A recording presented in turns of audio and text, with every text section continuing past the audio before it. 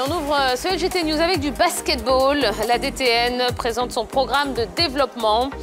Dans le cadre de la mise en œuvre de sa politique de développement du basket, la Fédération ivoirienne organise bientôt des séminaires de formation adressés à tous les encadreurs locaux.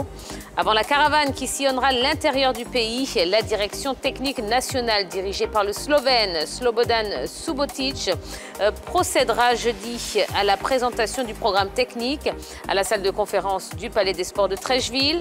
Slobodan Subotic sera accompagné d'Anissé Lavodrama, expert hispano-centrafricain et conseiller technique de la FIBB. On poursuit avec du taekwondo. Maître Apollos vend son programme ce jeudi.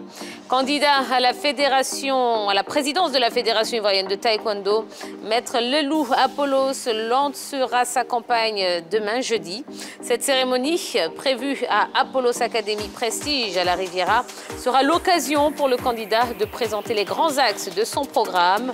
Cet exercice lui permettra par ricochet d'échanger avec les hommes des médias sur son projet et son ambition pour le taekwondo ivoirien. En boxe, Fury connaît son prochain adversaire. À peine son titre WBC des lourds conservé face à Deontay Wilder que Tyson Fury est déjà fixé sur son prochain combat. S'il avait souhaité se mesurer à l'Ukrainien Alexandre Usyk, détenteur des 3 autres ceintures mondiales, le géant anglais va finalement rencontrer le vainqueur du combat Dillian Whyte, Otto Wallin, qui s'affronte le 30 octobre prochain à Londres. Et puis en football, Fofana Mohamed transféré en Espagne. On ne reverra pas cette saison la silhouette de Fofana Mohamed dans le championnat d'élite ivoirien. Le désormais ex-attaquant de l'Azida Bengourou a déposé ses valises en Espagne. Là-bas, il entamera son aventure professionnelle en Détroit, où il s'est engagé avec le CD Covadonga pour une durée d'1 an. Fofana Mohamed s'est envolé il y a quelques jours dans l'espoir de relever un tout autre défi. Le Denguélé s'offre Nabaloumé. Le Denguélé d'Odiéné a un nouveau coach. Il s'agit de Ignace Nabaloumé, passé par plusieurs clubs ivoiriens, aussi bien de l'élite que des divisions inférieures. L'ancien entraîneur d'Issiawazi s'est vu confier comme objectif principal la montée en Ligue 1, un pari excitant que Nabaloumé entend bien gagner. Et puis, on termine avec la France. Un Boxing Day pour la Ligue 1. La prochaine saison en Ligue 1 de France connaîtra une innovation. En effet, la Ligue de football professionnel entend inclure 2 journées pendant les fêtes de fin d'année au cours de l'exercice 2022-2023. Un Boxing Day quasi obligatoire qui est dû au raccourcissement de la saison provoqué par l'organisation du Mondial 2022 entre le 21 novembre et le 18 décembre de la même année.